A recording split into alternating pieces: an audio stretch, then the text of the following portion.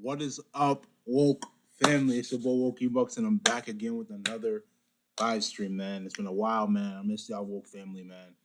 But you already know we have to come back with some more bangers. We have a controversial stream going on tonight, man. Before we get into this video with Liberty Hangout, right? For those of you who don't know, there was a girl, I think a couple of years ago, by the name of Caitlin Bennett.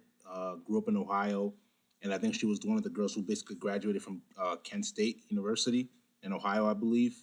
Correct me if I'm wrong. And she basically came out with a firearm. She basically came out with a gun and was like posing with it, I believe, on social media and stuff like that. And she gained a lot of attention for that because of the right to bear arms, right? The amendment to the Constitution. With that being said, the reason why this stream is going to be controversial for tonight is because of two main reasons. Number one of our Red Pill brothers, Mr. Sneeko, was unfortunately banned off of TikTok. And the thing you have to understand is that when you're a woke man in the society is going to try as much as possible to shame you. They don't want you to be able to see the truth. They don't want you to be able to speak on the truth. And when you do that, they're going to try to cancel you. For example, if you were to talk about that there's only two genders. If you say that there's any more than two genders, or that there's only two genders, they're going to try to cancel you. If you speak about all the other things like the cough and the Biden thing, they're going to try to cancel you, right? They're going to try to call you a bigot. They're going to try to call you a racist. They're going to try to call you a neo-Nazi, but you have to stand on your beliefs as a man. With that being said, guys, we're going to get into the first video, and this is going to basically prove that most Americans don't really know much. All right, let's get into this video. All right.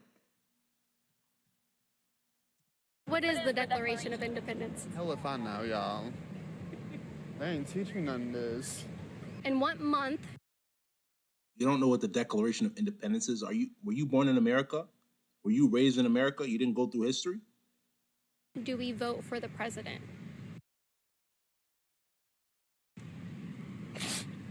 Should know that. February? No, it's November, man. Why did the colonists fight the British? I think it is November, right? Hey Siri, what month do we vote for the president? Pretty sure it's November. Yeah, November. I told you it's November, man.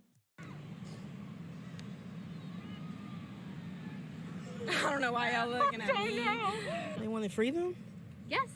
That's why? Yeah. From who? Great Britain. I don't know. Who do they want freedom from? Boston? I don't know if New Jersey is a state or a country. Oh my gosh, that's tough. Nah, like, I'm not even trying to be funny. Like, that's actually tough. Like, how do you not know the difference between a state and a country? New Jersey's a state. It's a part of the 50 states. That's crazy. America's a degenerate society, unfortunately, man. This is tough. What is it? Is it a city? Is Canada a state? What? We're back for another round of pop quiz on the beach, but this time we're in Jacksonville. We're going to see if people can answer the citizenship questions that immigrants have to answer to become a citizen in this country. Let's see how much they know. You know what the sad part about this? The sad part about this is that these are actual American citizens. These are people that were born and raised in America. You don't know common knowledge. That's crazy.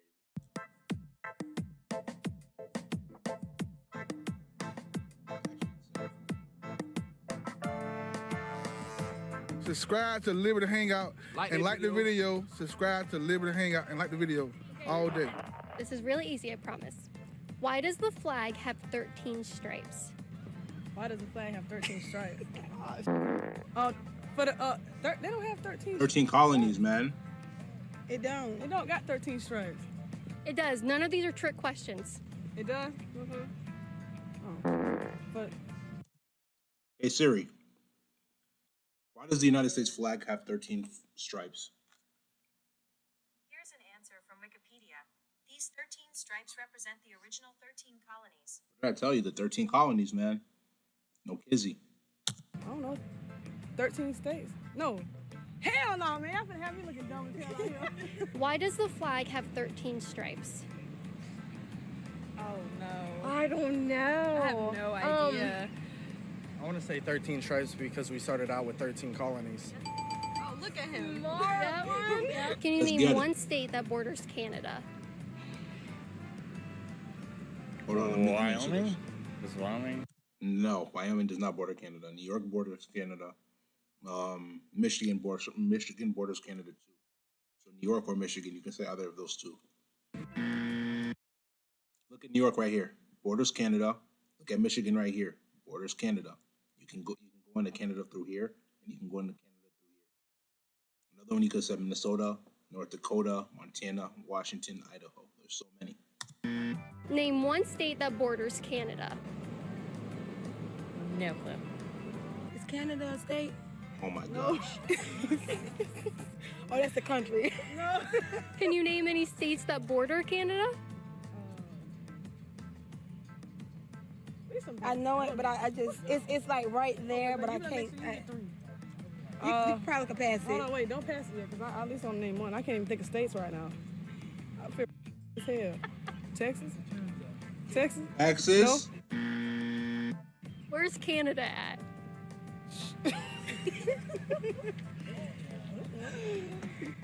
Not Mexico. Canada. Canada's up top. What's a state that borders Canada? New Mexico? Oh nah. America, we're doomed.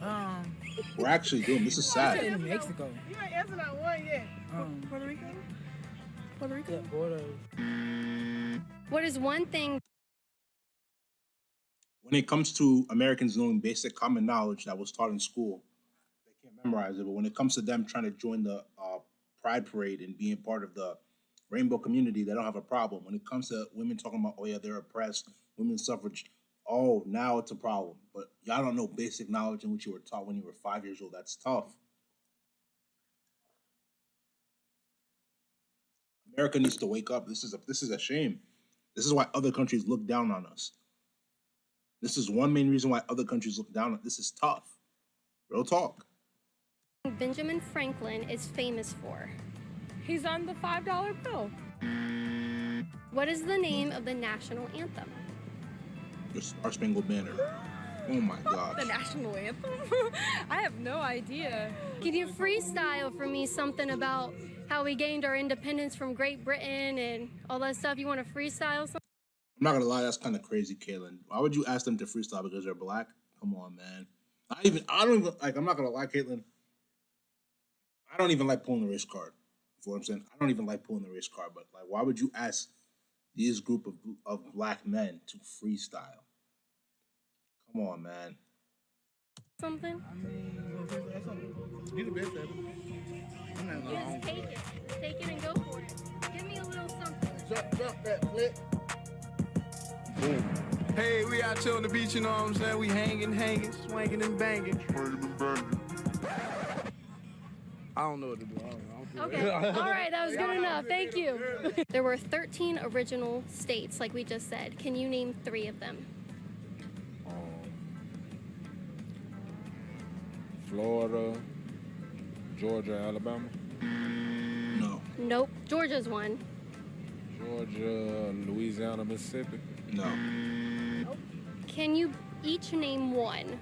We'll go down the line. Can you name one? Virginia. Yep. Don't know. I don't know. Can you name 3 states of those original 13 colonies? Is one Washington? No. Michigan? Minnesota? Florida? Yeah, she said Florida. That was wrong. Nope. Wisconsin, Wyoming, and Texas? I don't know if New Jersey is a state or a country. New Jersey. What is it? Is it a city? He's from New Jersey. What's he look like he's from? A state or a city? What's he look like? He look like he from Taliban. Oh. Did you just say top? Oh nah, she's done for. She's done. Clip that. That's actually crazy. Nah, I can't even lie, guys. Like that's actually crazy. Like what? Let's get back into it, man. Why? Taliban is a... Kaylin, why did you add the music in the background? That just made it even worse. What is Taliban? What territory did the U.S. buy from France in 1803? No clue. What territory did the U.S. buy from France in 1803? Louisiana Purchase, man. Come on, man. Louisiana Purchase in 1803. 1803. Hey Siri, Which piece of land did the United States buy from France in 1803? Here's an answer from Britannica. The Louisiana Purchase was the purchase of imperial rights to the western half of the Mississippi River Basin from France by the United States in 1803. And if you guys think I watched this video before I cut, no, you saw me click on the video. I have not watched this video, man. I have not watched this video. Come on, man. We got to do better, woke family. What did the U.S. buy from France in 1803? Yeah, it is rain. You know? What territory did the U.S. buy from France in 1803? Hold on, wait. I'm gonna take a wild guess, but I don't want to be a stupid guess. Take a guess. France. Ohio? I'm from Ohio. No, they did not. It was the Louisiana. Buy from France? Is it in the U.S.? Would it be like up towards New York? Nope. Okay. Who is the commander-in-chief of the military? Oh, you should know this. The president, man. You're in the military. Which branch of the military? All the military. The commander. Right now? Anytime. Who is the commander-in-chief? I'll say Donald Trump right now. That's the president. Yeah, he's the Exactly. commander-in-chief. I don't know this one. He should know. He's in the military. Why did the colonists fight the British? Didn't even tell him if he was right. He's right. I don't know why y'all looking at me. He's smart. They fought the British because they were having taxation without representation and they were tired of it. They were being controlled from overseas and they weren't with it. They needed their own democracy. What is the Declaration of Independence? Hell if I know, y'all. They ain't teach me none of this. And they Where are you from? South Carolina. Okay. But they don't do all that. They don't do all that, South Carolina. No. What's going on? What is the Declaration of Independence? Come on, man. I guess it's It's not hard. establishing independence for the 13 colonies Okay. From who? from. I told you how long we've been out of school. I don't remember. Do you have any guesses? Great Why Britain. did the colonists fight the British? Because they wanted to exchange goods on their property or their land? No? That's a good one, though. Close. They wanted freedom? Yes. Yes, they That's wanted why? freedom, Yeah, but they from don't who? want to be taxed without representation. I don't know. Where do they want freedom from? Boston? In what month do we vote for the president? November. Come on, buddy. Should know that. Come on, man. February? I was gonna say March, but February then. Let's go. February, March. It's November. So I want to confirm. Do they not vote? They probably don't vote. That's probably why they don't know. I think I knew that. Did you guys vote in the last yeah, election? Nah, if you voted, you would have remembered. How? Yeah, I did. Sure did. Yep. And you remember it being in I don't February. remember when. Who lived in America before the Europeans arrived? The natives. Indians? They're not Indian. They're not Indian. Native Indians? Right? They're Native Americans. They're not Indians. I don't know. You don't want me to say my answer because I was gonna no. Are you looking for like a group of people? I was gonna say the Spain. Yeah, the Spaniards. They're Spanish. What are two rights listed in the Declaration of Independence? Right to bear arms? I guess. The right free speech. So that's the Constitution. Oh. What are two rights listed in the Declaration of Independence? Oh, well, right to bear arms, right to free speech. I think it's life, liberty, and pursuit of happiness, right? Okay, that's not the Declaration of Independence. Oh gosh, I guess that's the Ten Commandments. Or is that? No, it's not the Ten Commandments, buddy. I don't. What are two rights listed in the Declaration of Independence? Right to bear arms. And what? And freedom of speech. Those are the Bill of Rights and the Constitution. We were talking about the Declaration of Independence. Yeah. Who is in charge of the executive branch? The president, right? It's, You either love him or hate him. Trump. Do you love him or hate him? I don't know what to say. I hate him. I like Trump. Oh, you hate him. Okay, I'm sure he's I'm just devastated. playing. I don't hate Trump because I don't want him to see this and come find me. He might. He won't come find you. It's okay. When Dorian came, what he said he was gonna do, put up a border or something to keep it from hitting us? Something they said on the news. Come up for the hurricane so the hurricane can't hit. We already got something that keeps the hurricane. Yeah, but he said he wasn't gonna do something until he stopped the Dorian from hitting us. It was on the news. Do you guys think that these questions are fair for immigrants to answer? Yeah. It depends. I don't think so. Yeah. Yeah. Yeah. Okay, we have a disagreement. Do you think these are too hard for immigrants? It's not too hard if you're taught it, but I mean, why would you need to know that? It's common knowledge. I don't know why we would need to know the history and know why we got free from the British, right? I don't see why you would have to answer anything to live a better life. The thing though is that you can tell by Caitlyn that she's low-key passive aggressive. No cap. This was fun. You guys have been the greatest group so far. You guys, I really enjoyed talking to you guys. No, you're fun. You're very Seems like we had some funny more and questions than anybody positive. else. Yeah, we did beat y'all. Yeah, we did. No. Okay, who won? Yeah, who won? We had 3. We ended up with 3. It was 2-1. How was it 1? Because I answered that point. She answered 1. First, I answered it. Then she had answered it when, and I was like New Hampshire. She said a Star Spangled Banner. Then I said New Hampshire. That wasn't a win. Was it New Hampshire on there? Yes, it was on there. Connecticut. At Connecticut, that was a win. That's what she was like. I wasn't keeping track. I wasn't keeping Well, track. listen, We won. it was tied. Now, okay, so what answers did y'all Yeah, answer you guys right? tied. You guys. It's a tie. Okay, what? That's crazy. All right, guys, we're gonna get to the next video. We're gonna watch some. Mob and Preach, man. Actually, you know what? No, we'll watch Emergency Meeting first, and then after we watch Emergency Meeting, we'll get to Mob and Preach. Emergency Meeting from Fresh and Fit in Romania. Let's see it.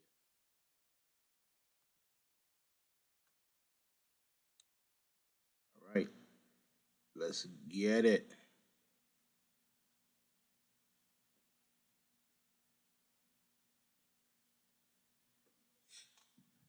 And we are live. What's up, guys? Welcome to an emergency meeting live from Romania. We're here with the top G and the whole squad. Let's get into it, baby. I actually like this. Okay. Whoa.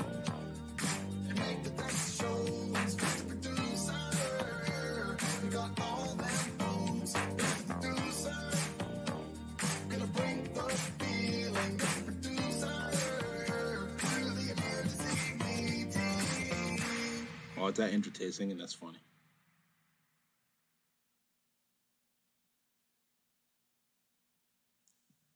All right, welcome. Yeah, we have to make sure we're live everywhere because you've done some technical wizardry. Myron's done some magical things here, so we have to make sure we're live everywhere. I'm trying. Check we're live on. So we're live on YouTube right now. We're live on Facebook. We're live on Twitch. We're live on Twitter, and we just want to make sure that we're live on Rumble, guys. We're live on Rumble too. We're fucking lit, man. Yeah, hey, that's what it's about. We made it happen somehow. Shit, we did it, guys. We all work hard on this. Yeah, sorry guys for being late. Since we added Sneeko to the panel, I had to go ahead and switch up the whole audio situation. So sorry for the delay. It's on me. Yeah, me and Sneeko did all the work. Myron's lazy as hell. Yeah, I don't know. What are you laughing, bro? This is funny. Welcome back, Andrew. Yeah, man. Thank you. It's good to be back, and I look forward to the chat asking us some questions. We've got a big panel here. I've got some questions to ask you all. I thought, if I'm going to have my good friends here on the show, and let me ask them some difficult questions. Ooh. You have to answer. Fuck. You can't not answer. You have to tell the truth. What's the caveat if you don't answer? What's the? Are we about to play Would You Rather? Something kind of, but that's a bit high school, drinking gay. This is more just answer the fucking question. Okay. Are you trying to say that we don't act immature from time to time? I don't know about you, bro, but me, I'm top G. I'm always, focused. If you've ever lied on camera, to me.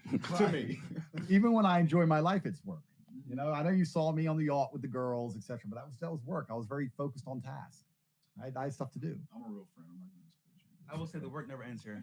The work never ends. Do you admit that the work never ends? No, that's true. The work never ends, bro. From the second we're awake to the second we're asleep, the work never ends. That's true. And the girls. That's how we say it in. Does Andrew Tate know I just saw that there. Does Andrew Tate know he's on a Netflix series called Eat the Rich? No, I don't. What the? There's a Netflix series called Eat the Rich, which is about the GameStop thing. And I went viral on Twitter at the time because I threw 100,000. I think I threw 100,000. Then I got drunk. It was in Vegas, and I threw like 300,000 more at GameStop. I was just kept tweeting saying fuck the hedge funds and just losing all my money. I never sold any of that. I just lost all that money trying to bury hedge funds. And now they made a Netflix about me. That's good. So I have to find out. That's how you know you made it. That's how you know you made it. A Netflix special. You're not banned from Netflix? Out of every site, banned from Uber, but not Netflix? On another note, I watched Andrew lose $10,000 and laugh his ass off on a fucking soccer game in England about a year ago. It was the World Cup final. You want to tell us that story? Home. He knew it wasn't coming home. He lost 10 G's just for no reason. Yeah. Because we had fun. We're degenerate. Yeah, we're degenerate. We were drinking. We were running around. And this is before I was as famous as I am now. I couldn't even walk the streets like then, like I was back then. But yeah, I bet $10,000 for England to win. And of course, like they lost in penalties like they always fucking do.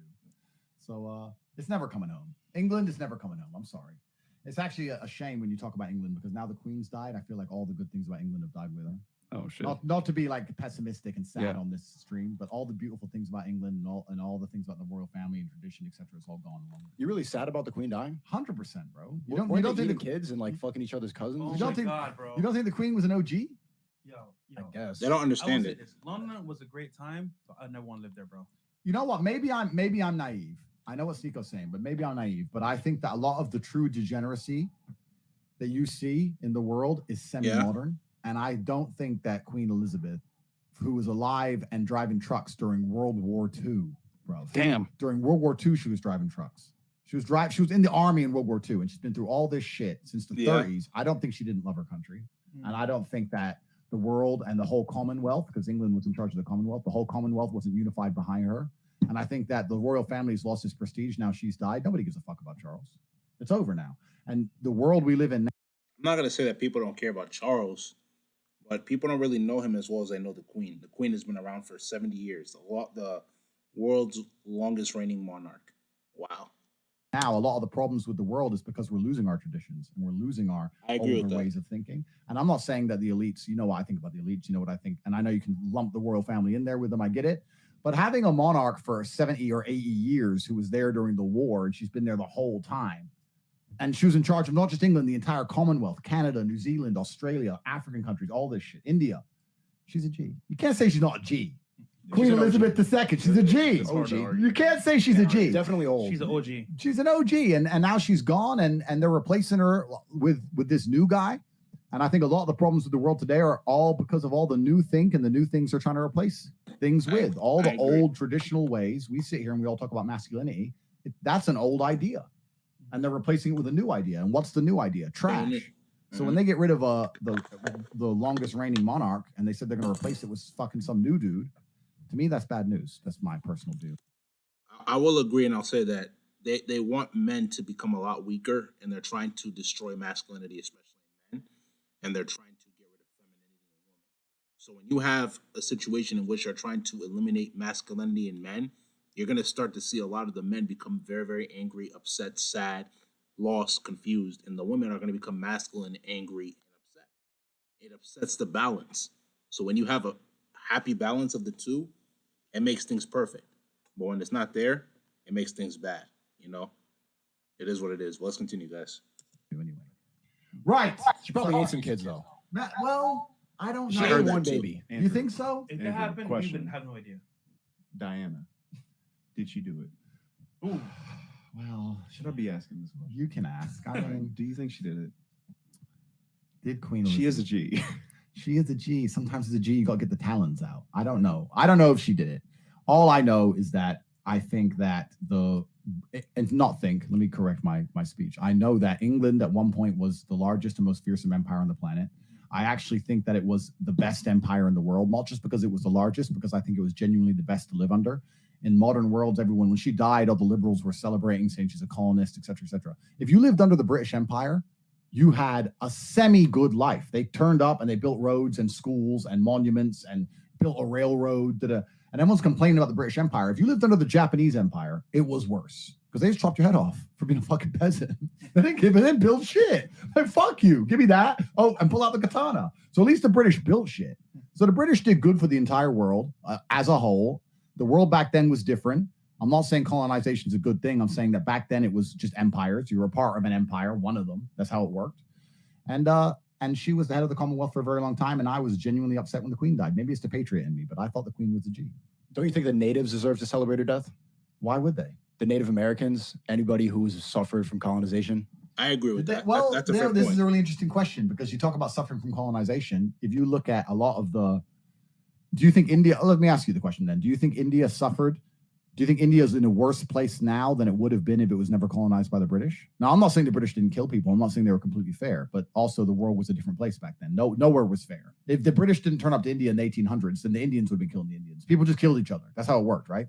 Do you think India would be in a better place today if it was never colonized by the British? I mean, they're pooping in the streets right now.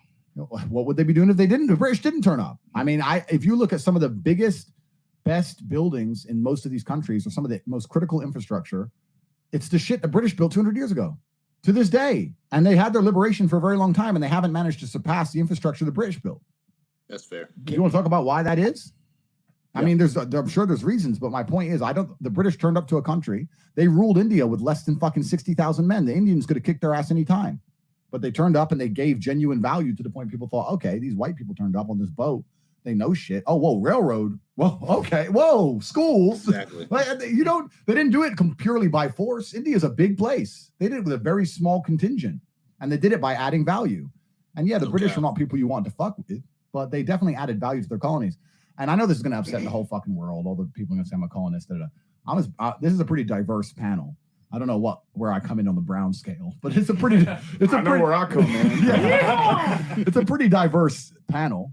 But the world was a dangerous place back then, and I think being under the British Empire afforded these countries a lot of security and safety and technological advances. Yeah, because they had the best military in the world. I agree. Yeah, I mean, I'm from Barbados, so like we were colonized as well. But we got our independence as well. But Andrew, as a young man navigating the Matrix, where do you think somebody is to live nowadays in terms of like place to live? What's the best location you think possible for a guy to live in these times?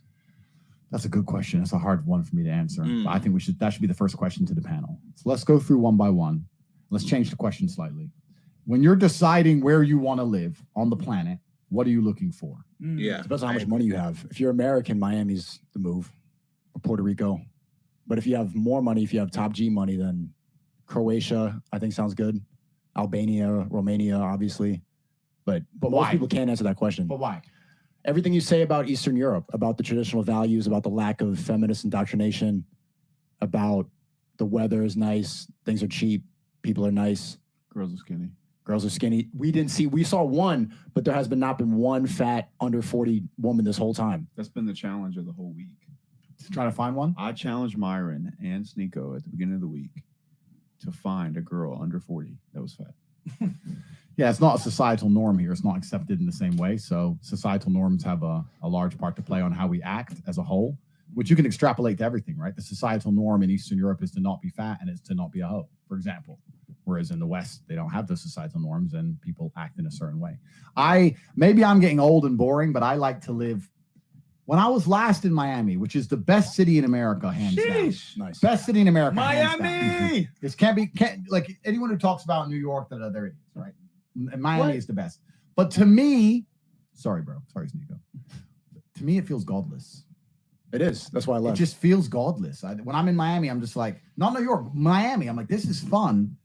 But it just feels, where's God? God ain't here. This hoe, that hoe.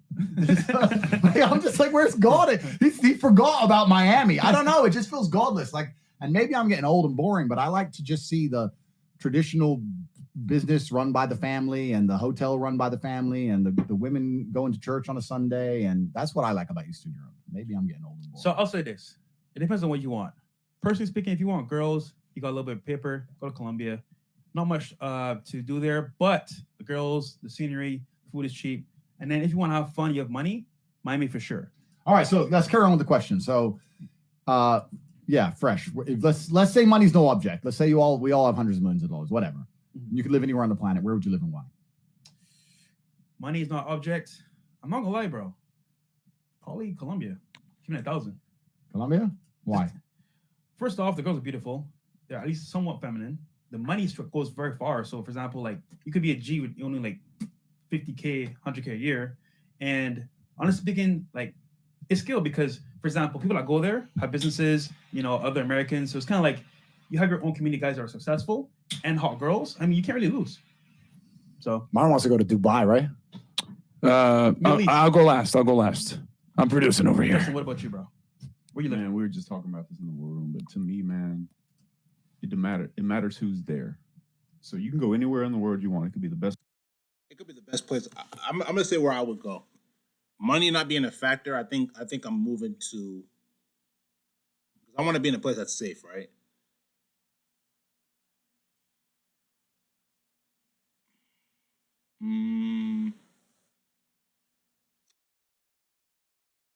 Maybe the islands. I don't know where in the islands, but I'll move to the islands. I'll move to the islands. I don't know where though, but it's gonna be somewhere in the Caribbean. Best place on earth. Your boys aren't there, bro. Shit. It's true. Number one. It's true. Okay. Colombia, I've been. I like it. I think you need a plug there, like you need a plug in anywhere else. George but Gammon. You need a plug. No, you need a plug that's local because Colombia can be very dangerous also. You know. So I would have to say Europe in some regard, probably Eastern Europe somewhere. Based off of my experience, I like Dubai, but it kind of feels like an island. I would not go to where is it? Everybody, Dominican? Is it? DR, Dominican Republic. Yeah, but then you get island fever, man. So I would say Eastern Europe somewhere. If you're not going to live in the States and you're not going to live in Miami, that would be my bet. But without your boys, it's shit anyway. I'd rather live in Indiana with my boys than live in the best country on earth with nobody. So that's how I feel. Facts. Yeah, I think people pretty much know my answer. But yeah, Justin's right. It's a lot about the people you're with. It's about what stage you are in your life. But certainly the people you're with are going to influence your reality. I've been to a lot of places. I've been all around the world. The number one thing people say to me is, Tate, you have so much money. Why don't you travel? The first thing is I do travel. All I do is fucking travel. It's annoying. But the second thing is that the world's the same, man. You either go out to a restaurant or you stay in. You fuck a bitch, you watch TV or sit on the computer. The world's the same pretty much everywhere. So you got things like weather, you got things like the general safety of a place, but then you got to go for the intangibles.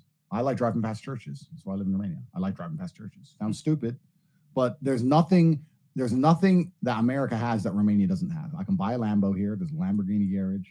There's fucking clubs, there's bottles, there's Dom P, there's bitches, there's restaurants. Like what does Miami have that Bucharest does not have? Not much. Nothing. It's all the same. It's all here. And this is a poor country, right? It's all here. People say it's a poor country, but that's a lie. It's a straight lie. So false, bro. Like, dude, the clubs are lit here, girls are bad here, and the cars, bro. This Lamborghinis outside, driving up and down, Porsches, everything is like it's lit, bro. Yeah, there's a lot of money here. Yeah, it's very first world.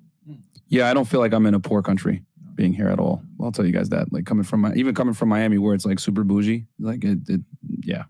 But you guys spent the whole time at the mall, going to all the first world places. Oh, You didn't even go into actual Bucharest. You've been to the mall 8 times in 4 days. Well, to be fair, I've been on dates. I've been learning the culture, okay? Dates at the mall, very adolescent. Take her to a nice restaurant. Take her to go scenery seeing. I know you know a church. We took those girls. Oh wait, they're waiting in the lobby. Better than the mall. L. Okay, go on. Yeah, I mean, if you're gonna live in the United States, I think if you live in Florida or Texas, those are fantastic places to start. Because anywhere where it's not expensive to live and you're not getting taxed to death, you'll be okay. If you're going to pick major cities in these states, I would say, Miami is fantastic. Fort Lauderdale is good. Tampa's good. I don't like Orlando. And if you're going to be in Texas, Dallas and Houston are good. Just a little bit dangerous. South Texas is surprisingly nice too. Like McAllen, people talk shit about the Southwest border, but there's some nice areas there. Phoenix is also good. And Arizona, the only thing that sucks is there is a state income tax. But if you're going to go abroad, I mean, Romania is nice. I can see why the Tates live here. You get a lot of it feels like a first world country, even though it might not necessarily be one like GDP wise. And then what else? But for me, I'm going to probably go to an Arab country when this is all said and done to find my virgin wife. Find the virgin wife. Yeah, find the virgin wife, man. So, yeah. Right. So go on. What are you going to say? Next question. Our next question. So he just said when this is all said and done. So that's going to lead into one of the questions I'm going to ask. So that's perfect. It makes it all together. So why, I want to ask all of you, and you have to tell the truth because the audience are going to tell if you're lying. If they're lying, guys, you have to say they're lying in the chat. Why do you stream? Okay. Why do you talk to the world? Why? I want to wake people up. Wake people up from what? And why? And then why do you want to wake them From up? their Why are brainwashing. you compelled? Why Because are you motivated to do this? My whole life philosophy has been based around being brainwashed since I was 6 years old, sitting in a church and not feeling like it was any productive use of time, listening to a priest blab on about life, but he doesn't have any life experience. He's some guy named Peter. You know, he's talking about TV shows. He's never. I can relate. I get where he's coming from, and I think especially growing up in a Catholic household, right? I'm not knocking the Catholic Church at all or Christianity. It's just a lot of things in which we were taught weren't honestly true. Like, for example, right? In the Catholic Church especially, they try to tell us that Jesus was born on Christmas Day, which is not true at all. Jesus was born anywhere between May to August, when it was, I think, it had to have been a point in his life or a point in the time where it was warmer, right? If you look at December around that Christmas time in Israel right now, it is like in the 50s, 40s. It's cold, super cold, right? Kind of like the same temperature that they have here in the Northeast. So that's lie number one. And the reason they made it to make it seem as if it was Jesus was born on Christmas was to be able to reserve the pagan holidays. Like, Christianity and paganism should not have anything to do with each other. That's number one. Number two, a lot of the things or a lot of the books from the Bible were removed, right? From the ancient, I think it's from the ancient Hebrew Bible, they were removed, right? So it's like, why are some of those books being removed? What is the purpose of them being removed? They don't really address it or talk about it. So it makes me really question it. But is that to say overall Christianity is a bad religion? No, it's just a few of the things that that I've really been questioning about it, you know? But regardless, that doesn't affect my change in the way I believe in God.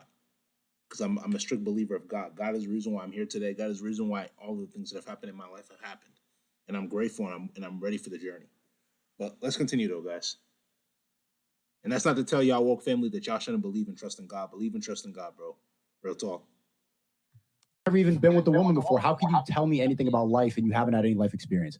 Going to school, doing the Pledge of Allegiance, sitting these things, taking Adderall every single day. They prescribed me. They said I had a disability. I felt like everything in my life was to keep me down since I was born. And they told me that there was something wrong with me. And that's motivated me to do everything that I do. So the reason I started streaming is direct communication with my audience. No cap. Same thing with me. When growing up in school, when I was 10 years old, mind me, I'm 22 now. They used to tell me that I had some type of version of Asperger's syndrome, or some people like to call it Asperger's, right? The reality of the situation is that when you're a young kid, majority of the time you have a lot of energy. And when you have a lot of energy, they want to try to suppress you in any way, shape, or form. Don't allow them to suppress you. I did videos for 9 years, but that was slower. And now I could talk to 10,000 people every single day. I want to go spread the knowledge that I've learned and try to bring people out and teach them the same things that I've learned from being trapped inside the box and being suppressed my whole life. And why, and that's a good question, I understand completely. Why do you think that? Do you think it gives some validation to yourself to do it? Do you think it's a selfish motivation, or do you think you're like a philanthropist? There's some selfish, like there's some validation seeking. There's some need to be liked and admired, but the motivation is definitely based in what I said, because I wouldn't be banned on Twitter and TikTok. I wouldn't be risking this right now. We can get banned just sitting in this room with you, but we're all here because we believe in some sort of message. We have some sort of philosophy. If we wanted to cash out, we could jump in a pool of 100,000 Orbeez, do some prank videos, farting in Walmart. It's true. We're here. It's true. You're right. Good point. Good point. What about you, Fresh? Why are you streaming? Honestly, bro, honest answer here. I want to inspire. I'll never forget, like when I came to America, I saw a guy in a Lamborghini. I saw hot girls. I saw lifestyle. I was like, how do I get that? And coming from a small island, Barbados, where I'm from, it's like, you're not very inspired. Everyone just parties, goes to school, gets a job. And it's like, I want more for my life. And seeing other people win made me want to win. So me and Myron did a podcast, Fresh Fit, as you know. He's more fitness style, more lifestyle as well. For fitness, I'm more like, you know what? If I can show people a way to get inspired, even with cars, lifestyle, even getting girls, then it's W. But personally speaking, of course, I want to make money too as well, keeping 1,000. So I say inspiring and money as well. What about you, Justin? I like what we do, Andrew. I like the cause. I like guys coming together on a common mission and goals. Previous to joining the War Room, the highest level of happiness I ever had is when I played college football. And to a bigger degree now, I feel like I'm a part of something that a group of guys that have each other's back no matter what are in. And it's about that companionship for me. Yeah. There's a common mission we all have together in our group that I'm absolutely in love with. So I die for that. So for me, man, it's that. It's feeling like I'm contributing to a team that scores together. So that's what I like. And I think that that's intrinsic to every single man. I think that that's definitely certainly the reason I do it. I get asked a lot by people like, hey, what's next? Or, what's it like? You have all this money, blah, blah, blah. I don't want to sit here and brag, but, I have enough money to live for the rest of my life. And I want to tell all the people out there who are grinding and hustling to get cash, yeah, you need it, but there really isn't that much to buy or do, right? I can give everyone watching this stream, let's say you all had half $1 billion, 500 million. You do a bunch of hedonistic bullshit. You get drunk a bunch, and you fuck a bunch of girls, and you buy a bunch of cars, etc. And then you'd either completely fall into the hedonistic trap and go down the gambling and drugs route and destroy your life. But if you keep your brain on and you stay sane, you start to realize that the most valuable things are staying in good shape, your health, looking after yourself, the simple things, spending time with people you love, and hanging with your boys. Hanging with your boys. I hear what you're saying, Andrew, but this is the reality, bro. You're saying that you're saying that as a person who has already achieved the level of success that you have achieved. It's easier to say that, like for example, right? And I'm not saying that you are, because obviously you've had to work, but this is just a saying. Those that are privileged don't see that they're privileged. You're in a position right now where you're able to say that because you've gotten to the mountaintop. You're successful. You're making millions. Somebody that is not at that level, that can't be your main focus because if that's your main focus, you're going to be complacent in your life. You know what I'm saying? Once you figure out the money situation, then every other thing that you're talking about can happen. But you have to make money your second to third priority. Not even third, your second. God be your first priority, and second of all has to be the money. If you don't make the gym and your money your number 2A and 2B priority, you're in trouble. Because in this society in which we live in right now, especially if you live in the States, right? Especially because of all my viewers, like you have people that are in UK, you have all, you feel what I'm saying? All across the world, woke family. You have to make money the first priority or the second priority. God first, then money, right? If you don't make money a huge priority on your list, you're in trouble. Honest to everything I love, you're in trouble. Let's continue. Boys is the number one most interesting activity that's ever going to exist on the planet ever. It's the funnest thing there is to possibly do, to sit around in the room with your guys and talk shit. And that's what you said earlier about we could be in Indiana, just sitting there fucking it up. We can end up broke in the Philippines with $25 in the bank, and we will laugh. And it doesn't matter how much money you have. It's all about the people who are around you. And there's something that's intrinsic to men. We definitely evolved with it. I think it's because we spent so much time either in groups out hunting or in armies or gangs or whatever we were doing. You just feel better when you're around people that you know you can trust with your life. And that's certainly the best thing about life. And yeah, I completely understand what you're saying. And I know what you guys are saying. But for me personally, the reason I stream is to try and find the other people out there who I might want to be friends with. Because when you're an exceptional individual, you're never going to meet friends in normal life. It's very rare. I don't know about you guys. I go through life and just meet a friend. Everyone I meet's a fucking idiot. It's crazy, right? So the internet, the best thing that's done for me is allow me to broadcast my message to people and find the other people out there with a fucking brain. And there's not that many. But yeah, hanging with your boys is certainly the best thing about life. To this day, with all the money and the shit I can do, I would rather be sitting in the war room with Tristan and Luke, calling each other names, than doing nearly anything else. It's the best thing there is to do. Before Myron answers, can I ask you the question I asked you yesterday? Sure. How much do you do this now for money, and how much do you really care about waking people up? Okay, so I don't need money anymore. Money to me truly has no value. And I say that, and people don't believe me because they understand that every rich person is trying to get more money because it's a game. Yeah, it's like getting a high score. But for me, truly, if someone were to walk in this room and put $25 million cash on this table, I have nothing to buy. And my life would change zero. It doesn't mean anything. I don't need it, right? I like the fact that I can do what I do, and I like the idea of being able to do it forever. But this is not financially motivated for me. It is about expanding my influence. It is about expanding my network. It is about expanding my capabilities. It is about finding the other people out there who think the way I think. It is about having them in an environment where we can speak freely and openly.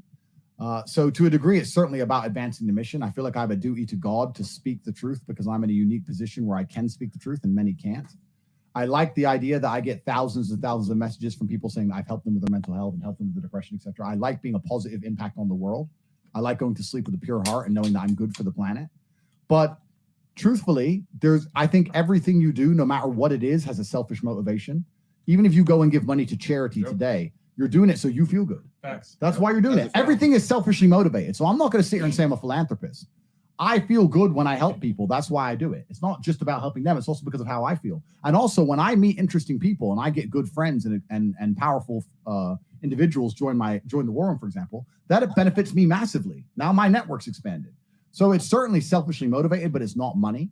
And yeah, I think there's inside of every single man, there's definitely a rebel. There's definitely a warrior.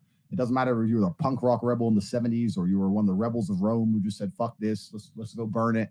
There's something inside of you that's a bit of a rebel. And if you're a red-blooded male and you see the world we live in today and how the Matrix is suppressing us all, you want to rebel. And I think part of it is, yeah, certainly I feel good knowing I'm doing my little bit to piss them off. In fact, I'm not doing a little bit. I've done a lot. I've done too much. But yeah, that's the answer to the question. Let me ask you a question. I don't know if you want me to say this on stream, but beforehand, I wasn't supposed to be on this. And I'm wondering how much of that was testing, initiating, and how much of that was the rebel inside of you thinking, fuck it, man, bring him on.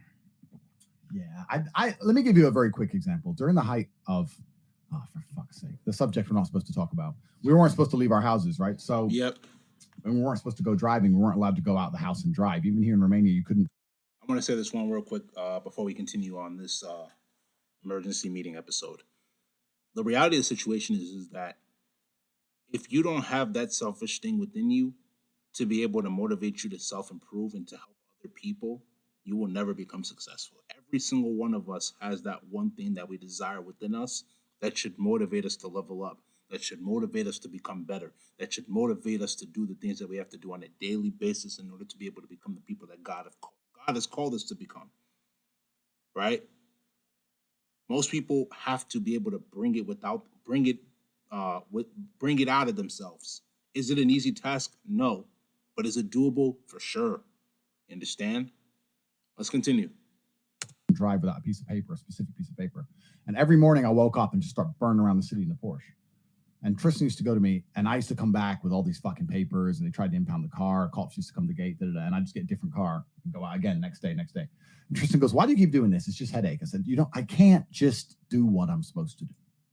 They told me what to do, and I can't just do it. I have to not do it. Because then when all this insanity goes down, and some fucking poor matrix slave misses the funeral of his own fucking parent because he's a dumbass and believes it all, I can know that I tried my best, even though he's an idiot, even though he's a moron, I tried my best to resist the enslavement.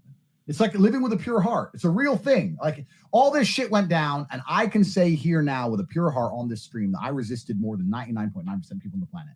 I got arrested in Germany. I got fines every day. I broke every single rule. I broke every single law. I had a birthday party in the height of COVID that was all over fucking YouTube. We had fucking 100 people in a hotel. I bribed the mayor off. Like I did anything it took to break the rules. And that made me feel good about myself. So yeah, was it really to wake people up and help them to stop them being slaves? Or was it because I had a selfish motivation and I felt good inside of myself knowing I'm not a dumbass?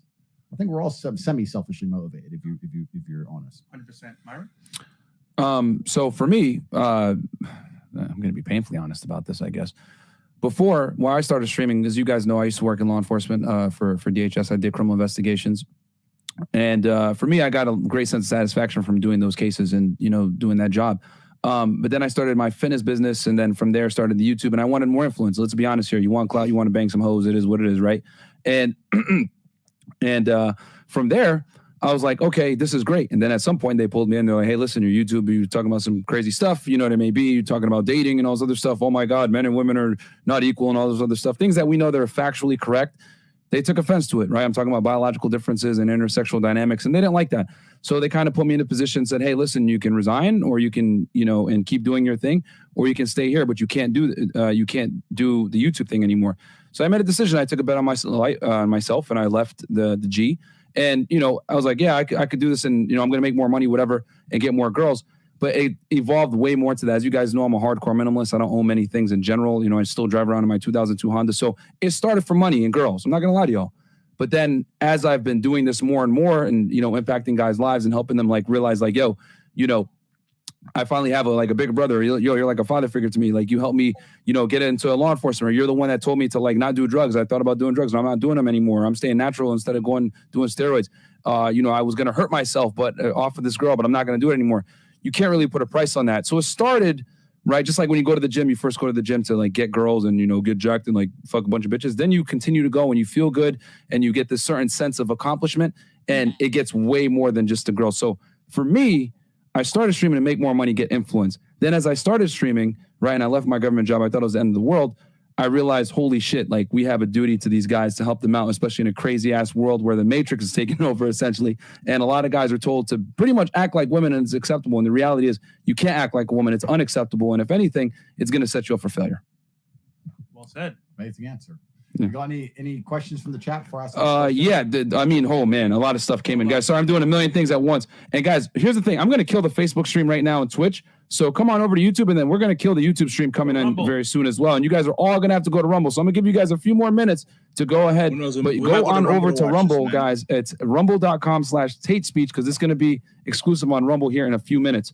But yeah, I can go ahead and pull up one of these questions. Do you want to hit the next one, Andrew, before I pull up the next one? Let's get the question because the next one's going to be a long answer. A long one. Okay, so we got lying. Who was capping the most? Who's capping the most? And we got almost 20K live on YouTube, and then I think we got another 27K on Rumble. So guys, get ready to switch on over to Rumble here in a little bit. All-time high. Yeah, we had a lot of good questions come through, but I didn't want to interrupt the panel. Give me a second here so I can pull a good one up, Andrew. I got a question for the panel. Sure. So, guys on the panel, what is your description of a moneymaker for 2022? Something you can consider, like, you know what? If you're young coming up in life, what can you do to make money right now? That's a good question. I can answer. Do you want? Should I go first? Yeah, go ahead. Right. I think that we live in an attention economy. I think that people who can garner attention are going to be good at making money one way or another. I think we now live in a world where you have spectators and you have people who produce. The world is split in a binary divide between the two. And not everybody is designed to be a producer. Some people are designed to be a spectator. Obviously I am a producer naturally by heart because I've lived a very diverse life. I have a lot to say, and it doesn't matter what I consider. People consider my words valuable, obviously, so here I am. But if I was a spectator, let's say, and I didn't feel like I had the confidence or the knowledge or the charisma to sit on a camera and interest people, then I would try my very best to prove myself useful to a creator. And by joining their ecosystem and working alongside them, that's probably the best and easiest way to make money. There's a whole bunch of people out there that have the star factor, but they don't have the systems and the teams around them to truly be successful. So I would come along and say, listen, you can be the showman. I'll be the blood and guts underneath, and we can do very, very well. I truly still believe, as fucked as the world is with the Matrix and the suppression and the inflation and the Fed and all the shit we talk about, if you're a person who can turn up on time with a firm handshake, who is genuinely competent, who doesn't lie to anybody, you're going to be fine. You're never going to starve. You're always going to be able to make good money if you're a genuinely honest, hardworking person. I've never met a honest, hardworking person who will be there at 9 a.m. like you ask him to be, who completely fails in life. Yeah. So I think a lot of people who are still out here failing, they have a bunch of excuses. And yeah, we talk about how hard it is, and it's true. But if you're genuinely about it, and you can find somebody with that star factor and align yourself to them, I think you can make money no matter who you are. I agree. The best way to make money. So basically be a YouTuber. It's not about being a YouTuber. It hasn't even got to be a YouTuber. It can be anything. It can be you can find a fucking star salesman and find a way to help his ass. I'm saying you don't always have to be the star. The biggest mistake a lot of people make is, and especially in the Western world, because I talk about this all the time. I was speaking about this with somebody else. I was saying America's strength and its weakness is the same thing. America's strength is that everybody is taught they're so unique and special and valuable. And that's why but this is why America does so fantastic in, let's say, the Olympics, right? Because everyone believes that they can be a sports star and everyone works so hard, et cetera. This is why you have so many talented people, so many creatives, so many movie directors, et cetera, because everyone's told they're fantastic. But the truth is not everybody's fantastic. And the people who are not fantastic end up frustrated. And that's why you have so much fucking crime, rob a bank, get rich or die trying, gangsters, gangbangers. Because there's a whole bunch of people in America who think they're too good for a job, and they are really not too good for a fucking job. That's the truth. Whereas if you look at other cultures, it's the difference, right? If you go to Asia or you go to some of these other places, you'll go to school. The very talented kids will be taken to the side. You're the top 1%. You're going to a separate class. And if you're not put in that separate class, you know you ain't shit. You're just like, okay, I'm working in the factory. Yeah. Well, this is the thing, though. And this is where I disagree with Andrew. That is actually the good thing about America. you end up seeing the people that are the top of your class, the people that are the quote unquote smartest, being employees for those C students, being employees for those D students, because those D students and C students end up developing a skill that's going to make them twice, 3 times, 5 to 10 times way much more money than the A+ student who's going to eventually end up becoming a high level employee. You feel what I'm saying? Yes, sir. That's my job. And you're just going to do your job because the ego ain't there. So the ego is a fantastic thing for America, but it's also a detriment. So it can play both ways. But I think if you know the value that you bring to the world, you understand what you bring, then you could kind of put yourself in a position to win, because we're not all going to be, like you said, leaders. Some people are followers. But this is my point. When everyone has an ego, everyone wants to be the king on the chessboard. Yeah. You don't win the chess game by having endless kings. That just gives you a bunch of vulnerabilities. Everyone has to know their role and play it. I've played the role of fucking pawn, knight, my whole life. I was pawn, knight, bishop, rook. You know, I played them all. But you always wanted to be the king. It's not that I wanted to be. It's that if you're truly destined to be, you'll end up in a position where you're going to be seen as a king of your empire, wherever your empire is or whatever it is. God has a plan for all of us. My plan was to do my job to the best of my ability, whatever my job was at the time. People call me arrogant, et cetera, et cetera. I spent fucking 11 years obeying my coach like he was God. Run here. Okay, 7 miles, 4 a.m. Oh, fuck. All right. I just listened. I didn't get successful by running my mouth. I didn't get successful by knowing everything. I got successful by listening. I listened to my father my entire life. I listened to my coach my entire life. I just done exactly as I was told. He said punch. He said jab. I jabbed. That was it. So I just obeyed. So I played my part and played my role for a very long time before I got to a position now where I have, I don't know, a total of maybe 60, 70 people working for me across all these different industries. And now I'm the king of the empire, blah, blah, blah.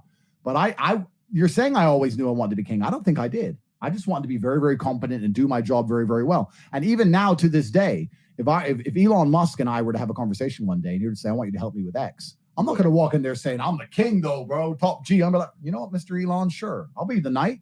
Let's go to fucking Mars. There's too much ego involved. Yeah. And this is the problem with a lot of people. Egos hold them back. Ego's going to get your ass killed. Ego will put you in the fucking morgue. It'll put you in jail. And so that's what a lot of people unfortunately do not realize. They think that having that ego is going to help them. It's not really going to help you as much as you think it is. I agree.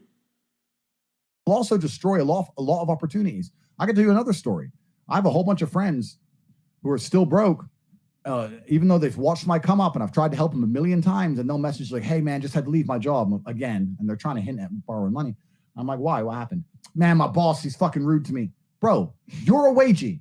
And he's your boss. Do your job. What the fuck? Do your job. Like, you can't be messaging me saying, oh, yeah, you're top G. I'm a G. I don't take shit from my boss. Well, you have to you're the boss. That's the game. You have to know your part and play it well. How much of it is determined by God? You're saying, I'm wondering what you think of the difference between free will and determinism. You're saying that some people are meant to just be pawns, but how much of it is dependent on your mentality and your belief as a youngin? People decide to be pawns. Nobody is destined to be anything they don't decide themselves to be. If you're truly uncomfortable with something, you can't exist there. When I was a pawn, I did my job to the best of my ability, but let's change it. When I was a brokey, I knew I was a brokey. Trust me, I knew very well I was a brokey. My life reflected it, as did my bank balance. But I was uncomfortable in it to a position where I couldn't sleep at night. I had sleepless nights. Yeah, you had sleepless nights because you were trying to figure out the way to make money. Sure. Just laying there thinking, how the fuck are people buying Ferraris? I can't pay rent. This doesn't make sense. I have to escape. I can't live this way. If you're genuinely uncomfortable, if I set you on fire, you're going to stand up. You're going to move. If I set you on fire and you're chilling, then you can't say that the fire's burning. The people who are broke, and they have been broke for years and years and years, and they're still sleeping in late playing video games, are comfortable enough being broke to stay broke. I couldn't be comfortable in that position. I agree. I agree 100%. The reality of the situation is that if you're not comfortable in your situation, you're going to do whatever it takes to be able to get out of that situation, you know?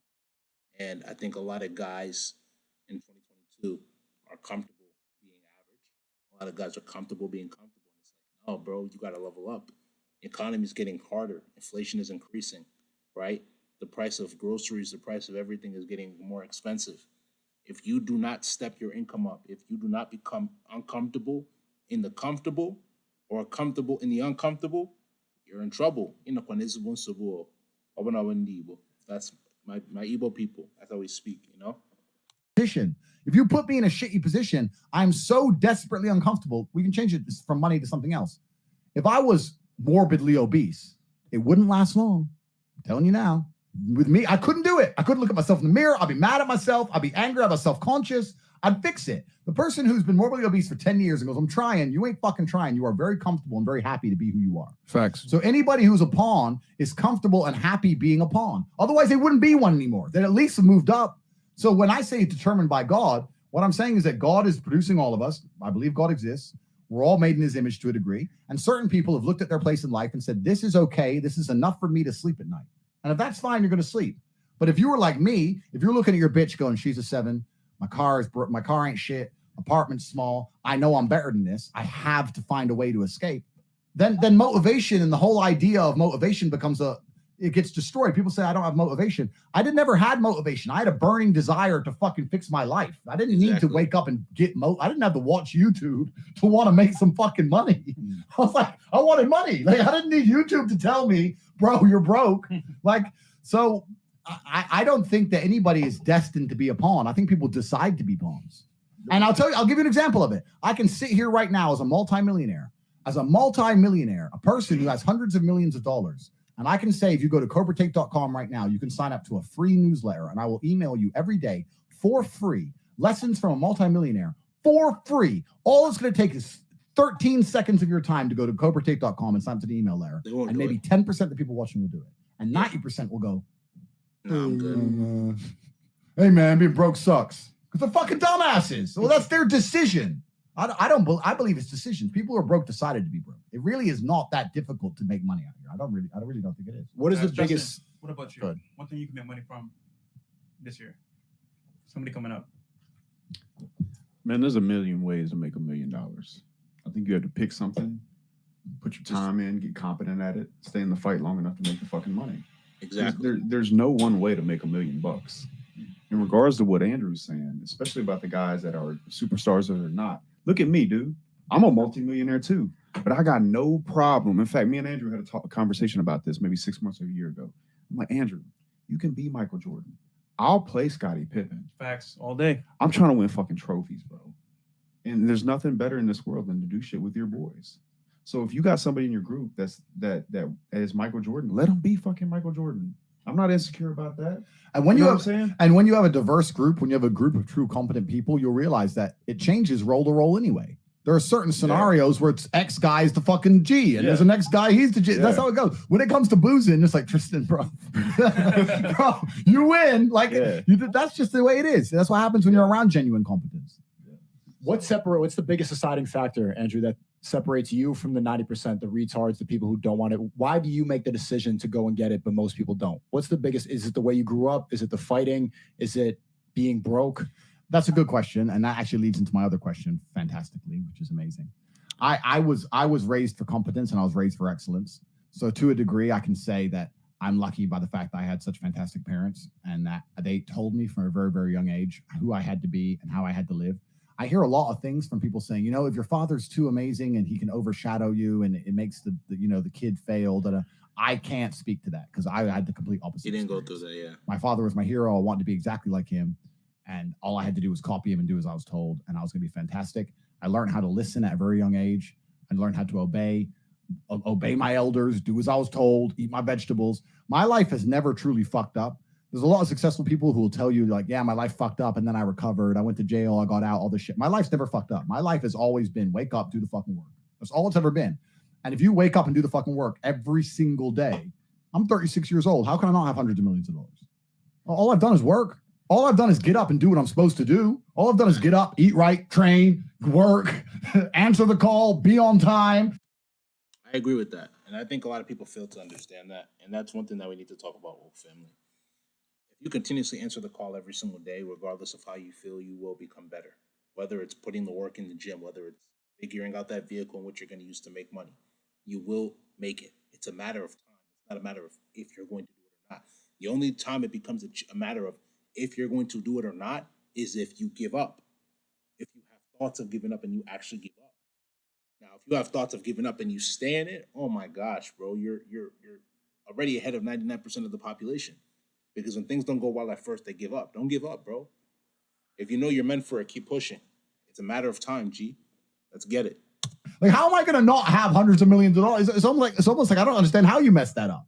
It's because people are just lazy. So, but that feeds into my other question I want to ask all of you. How big of an impact do you think family has on a man? Because I think we're speaking majorly to men. And what advice would you give to men who love their family and they know their family love them, but their family are not living the lives they want to live? The advice I would give to that man is just continue to strive for higher. Because if your family isn't living the life that you know that they want to live, right, and you are not comfortable with your life, you know you have to step up. There comes a point in every man's life where he has to step up and rise to that challenge. Now, whether you do or whether you don't is completely up to you. You have to make that decision. But if you really love yourself, you have to step up. And you're going to have to go through uncomfortability in order to be able to grow. It is what it is. The advice they're giving is not the advice they want to follow. Like, do you have any stories or do you have any advice, or what kind of impact do you think a negative family environment can have on a man? And what should you do in a scenario when his parents truly love him and truly care for him, but they're telling him to, like, put on a mask and go to college? What do you think? That was me. We'll start. Oh, so there you go. So we have an interesting story coming up. My dad has recently been telling me, since I've been getting into the red pill and getting to these ideas and fully devoting myself to this message, that now he agrees with a lot of what I say. And he's blue pilled. We can't talk about a lot of the things, but he did what 85% of the population did. Yeah. He went to college, told me to go to college, told all my siblings to go to college, but ultimately he did give up on his dream.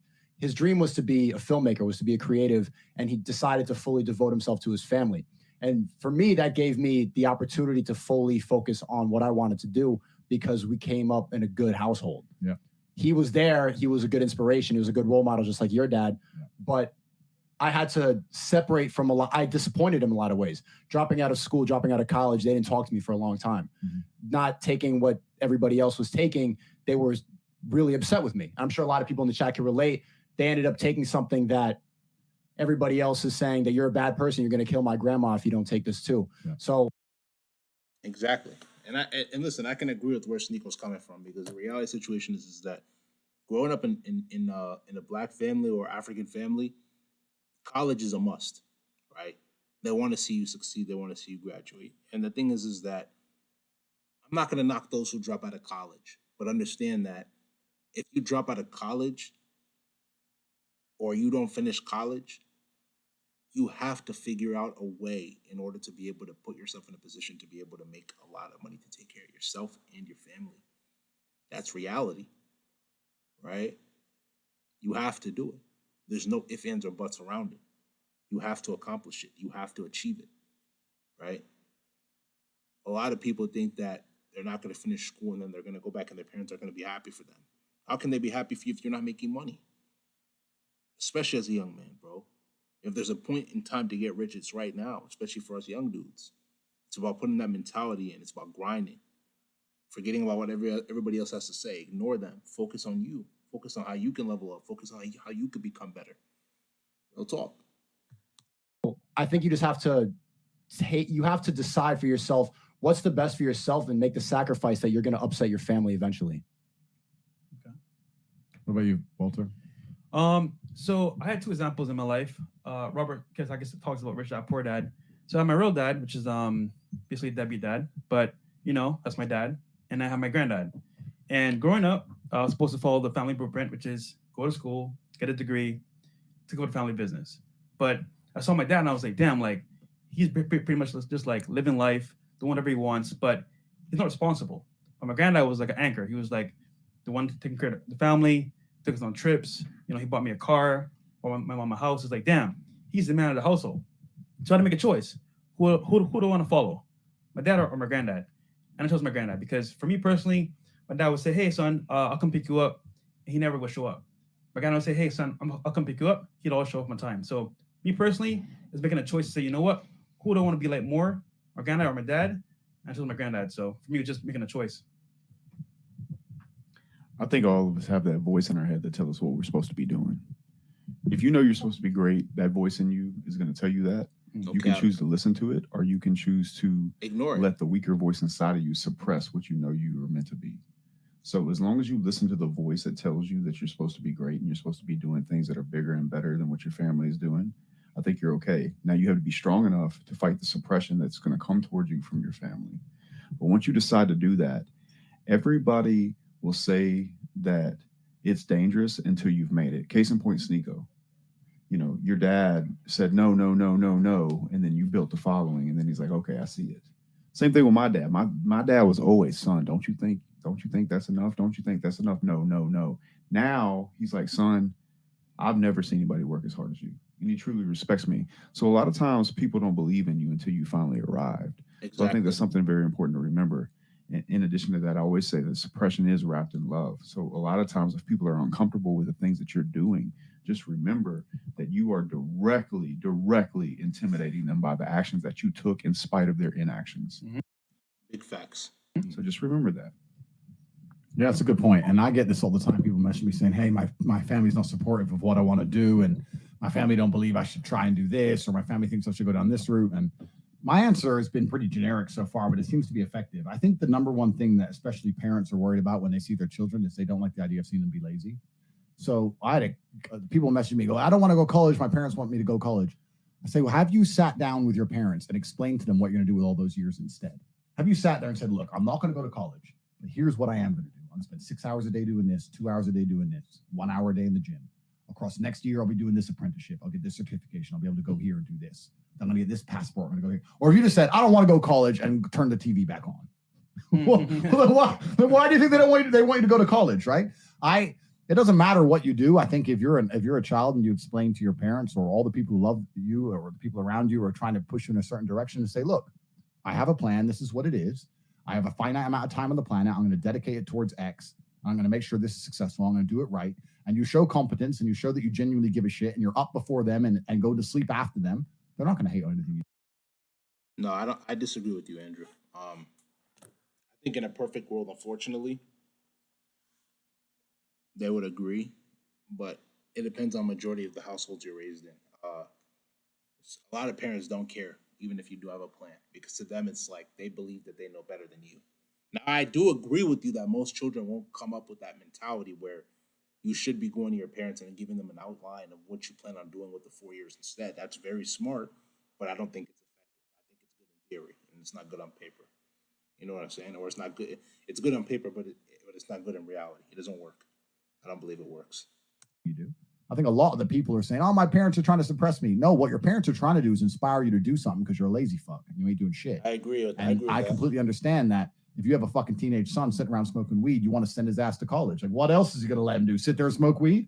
If you were genuinely up grinding, even if you weren't making money, if you were in the gym every day and you're a bodybuilder and you look like a tank, they'd still be a bit like, all right, he's doing something. I mean, like, at least he ain't just sitting around, right? So I think that's the biggest thing. When your family, you nailed it with the suppression love. When your family are trying to hold you back, what they're trying to do is make you do something because they think you're doing nothing. Because if you were doing enough, they wouldn't really be so concerned with what you were doing at all. It's about output more than what you're putting your output into. It's just about doing something, existing in the world. And to add to your point, Andrew, so for example, even myself, like my mom would say, don't go to America. It's dangerous. Don't go over there. You might end up dead. And I was like, you know what, Mom? My granddad did the same thing. You see how most countries see America coming in? America is seen as a dangerous place, bro. You cannot make this up. He left Barbados, came to America, he's getting successful. Yeah. I was like, you know what? I'm gonna leave school. I'm sorry to say, I love you, but I don't want to follow the family path. I want to do what my granddad did. So I said, you know what? I'm gonna sell my bike, sell my truck, and move it to America. She's like, don't go, son. It's dangerous. I can't have you going there. I said, look, I love you, Mom. Here's my plan. I'm coming to America. I'm gonna retire you and be successful. That's it. And I did it. So me having that talk to her made her feel a little bit comfortable, but like still, she's like, you know what? Don't go. It's dangerous, and you gotta make a choice, man. Yeah. So. All right, so before I give my answer, I'm going to go ahead and kill the YouTube stream. So, guys, I need you guys to go over to Rumble right now, rumble.com/TateSpeech, okay, guys? So you can go ahead and get the rest of this stream and support Andrew, man. Like, yo, the Matrix is trying to attack him. We gotta show the support, man. Thanks, support the top G. Guys, so I appreciate it. I'm going to kill the YouTube stream right now, guys. So I'm going to give you guys a second. rumble.com/Tate Speech. Again, it's rumble.com/Tate Speech, and we're gonna go ahead and continue. Yeah, you know what? Let me go ahead and All right, guys, we're gonna see if we can hop on Rumble real quick. Hold on.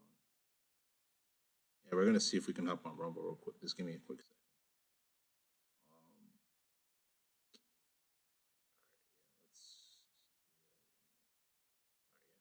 Give me a quick second, guys. We're gonna hop on Rumble and we're gonna finish up this live stream. At least we'll go at it a little bit more.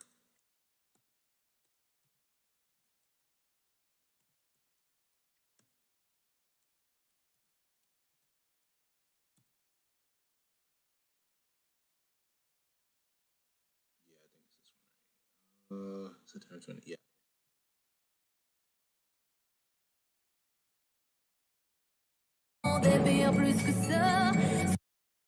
So do you want to hit the next one, Andrew, before I pull up the next one? Let's get bro. I spent fucking 11 years obeying my coach like he was God. Run here. I can't say that the fire's burning. The people who are broke, and they have been broke for years and years and years, and they're still sleeping in late playing video games. Hold on, guys. Let me open it up now. All right, this is Rumble, guys.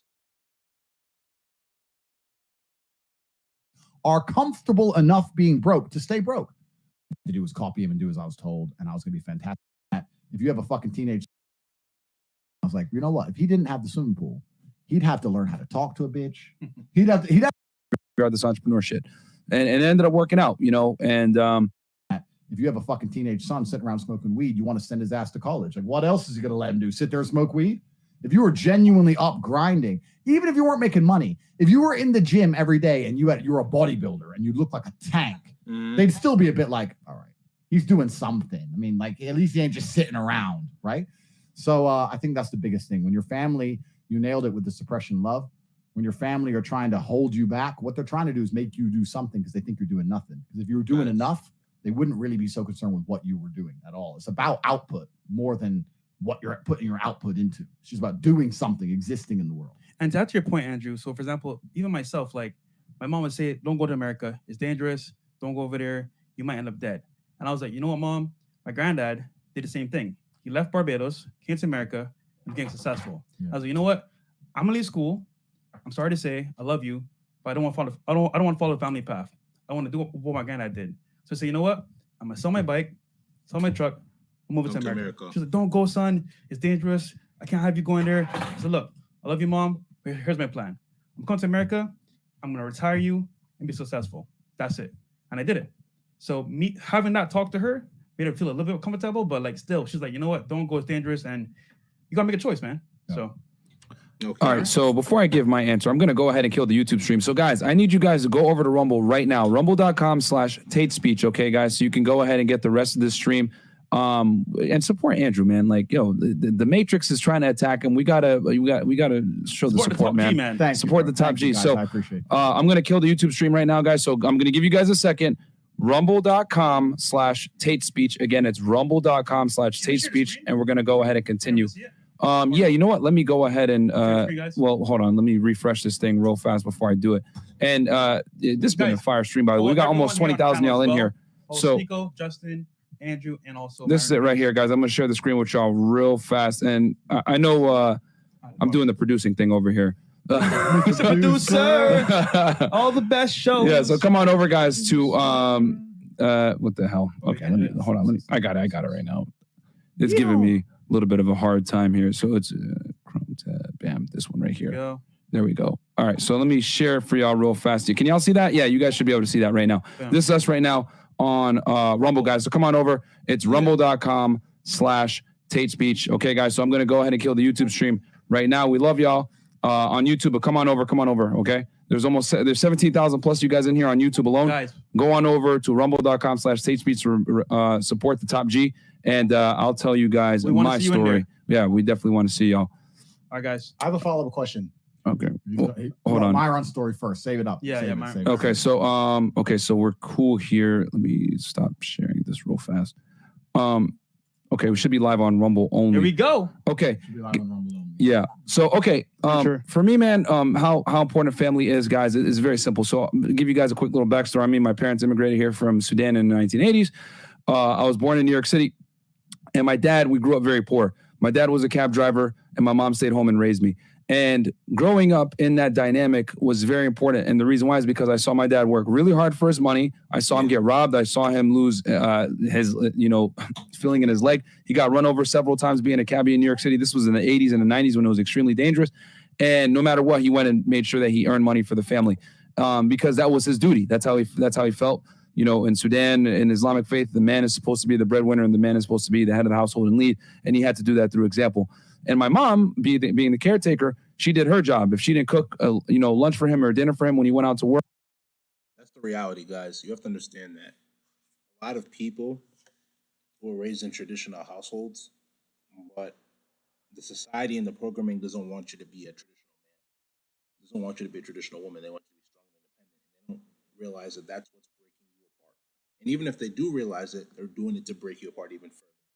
So you have to resist the slave mind. You have to resist the programming in order to become the person you know you're meant to become. We're going to watch a couple more minutes and then we're going to end the stream, guys. Work, and he went out on the road without food, she would damn near get anxiety because she understood that that was her duty. So growing up in a two-parent household, seeing my dad work, seeing my mom support him, and being a dutiful wife was very, very important for me to see. This is what happens when the two genders work in harmony versus working in disarray like we have in the fucking West. So for me, it was imperative because I learned from an early age that I needed to perform. And my parents put an enormous amount of pressure on me to perform. And, I ended up going to college, becoming a federal agent, etc. And then I quit that federal agent job. And my mom was worried. As usual, women are risk averse. So she was like, hey, are you sure you want to do this? Blah, blah, blah. Yeah. My dad, he trusted me at that point because he knows, hey, if you're arresting terrorists and cartel people, you could probably figure out this entrepreneur shit.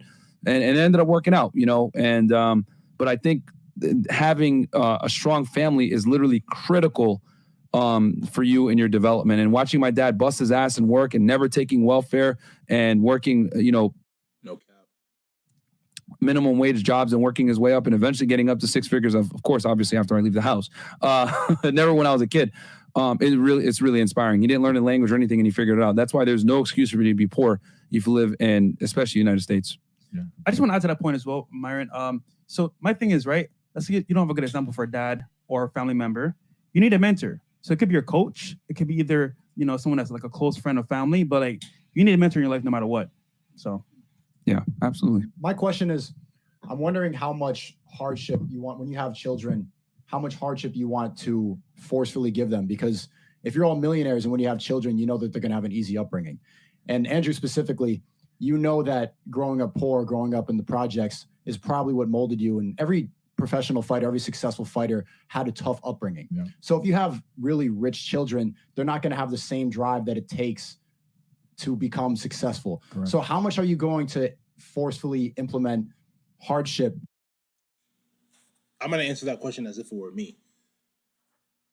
Obviously, when I have my children, I want them to have the best of life. But the men are going to definitely go through some sort of adversity in order to be able to make them strong-willed. Because if they don't go through that adversity to make them strong-willed, they're going to be weak females for the rest of their life. No cap. Let's continue. On rich kids. That's a good question. And it's something I've thought about in detail. I've literally had this conversation with Tristan. I said, if I had a son and he was doing the exact same shit I was doing, I don't know if I'd be able to allow him. Bro, I had a motorcycle, no helmet, GSXR 750, running from the cops. And bro, I was doing dumb shit. And it's like, I could have been splattered so many times. Here I am. So it's difficult. But there's a lot of famous people and rich people who make sure their kids have no money, but it can't only be about having no money. It's about having no safety net. It's all about being ruthless enough to say to your son, listen, you fucked up. Well, what do you mean you owe the mafia money? You're fucked up. And it's going to be hard to not bail his ass out because that's your son, right? But if it's your progeny and it's your bloodline, you're going to have to make sure that you're doing the right thing. Because when there's always a safety net, it's different. It's different to jump off a building when there's always a bungee. It's just life's different. I lived my whole life without a safety net. That we're not even going to bring it up. Was it. Like, what do you mean? Oh, I fucked up. I couldn't call anybody. And that teaches you something about life that I want my sons to have. I'm going to make sure they grow up in the correct environment. And that can be either artificially created by my brothers and my brother, my friends, my close people, and us having a lot of men around each other and a lot of young boys the same age. Because I think if they're hyper competitive, I think that's very good for them. Yep. I think that even if they're growing up in, let's say, a rich environment, if they're amongst 10 other boys basically the same age and it's daily some form of competition, they're going to have a fire lit inside of them. I think that's important. And a lot of it is one of the great things about my current position is I have geographical freedom. So if I decided to have a son raised in fucking Manila or Moscow, it's hard. Life's hard, bro. I'm going to make sure his life's hard. I'm not going to have him in some suburban bullshit because it's not just about me. I'm going to do my best to program my children, of course, but the entire world that they're living in is going to program them. The shit they watch on the internet is going to program them. The friends they're hanging around with are going to program them. If I put them in a nice suburbia, all their friends, they're going to be going to their friends' houses and getting milk and cookies and everything's fine. And it's going to be hard to say, no, they're out to get you. The Matrix is coming. People are like, what do you mean the Matrix is coming? I go to Ryan's house. I just play Nintendo. Life's fine. So I need them to be around an environment where everyone else kind of understands that harsh realities. And I'm going to do it to the best of my ability while also trying to protect him. I don't want anything bad to happen to my son. But in a worst case scenario, while we're being dead honest on the street, while we're being completely honest, in a worst case scenario, if something bad happened to my child when I was doing my very best to turn him into the best version of himself, I still think I could live with that. I still think I could live with that, saying, you know what? I was doing my very best to make him the man. That's what my job is as a father. And shit happened and fucking whatever, and I'm going to have to live with the consequences of it. But what's the alternative? Wrap him up in cotton wool and have a bitch? You have to take a degree of risk with him. You have to take a degree of risk and say, bro, you're in Moscow. You should have fucking shut your mouth. He's got a gun in your face. Well, you should have either fucking disarm him or fucking pay the bill. I ain't paying it. You can't rob him from going through that pain because then you make him weak. Absolutely. And he's going to, and he may not know it at the time. He'll be happy I saved him, but in the long run, he'll resent me for it because he'll be like, well, dad saved me all the time. So now I'm a jackass. That's how it is. I think the worst possible experience, the worst possible masculine experience on the planet is being born rich from having a rich dad and being one of them rich kids. Yep. I see these rich kids and it's the worst experience because most men are living a very similar life path except for those fuckers. Everyone on this panel and most of the people watching this show, we all have had a semi-similar life path. I say this, people say, oh, he's successful, whatever. I understand the struggles of everyone watching this show. We all went to school. We all weren't shit. We were all broke. We all wanted pussy we couldn't get. We were all fucking walked down the street and there was 10 boys got jumped. We've all been through that, right? Everyone's been through that shit except for the rich kid. He always had girls around his house because he had the swimming pool. So he always had the easy pussy and he always got the ride to school and he was always semi-popular because his parents had money and he never had any physical threats, et cetera, et cetera. But he can't grow as an individual. And that's why those fuckers always end up on drugs or gambling or being weird because they're unhappy deep inside. And I think that all that hardship and that life path, that's one of the most beautiful things about.